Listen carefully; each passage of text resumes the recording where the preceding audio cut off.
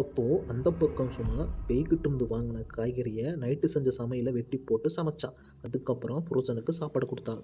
அடேங்கப்பா, இன்னைக்கு குழம்பெல்லாம் ரொம்ப ருசியா இருக்கே. எனக்கு எப்படி தோணுதுன்னா சாப்பாடு கூடவே என்னோட விரலையும் சாப்பிடுவ போலயே.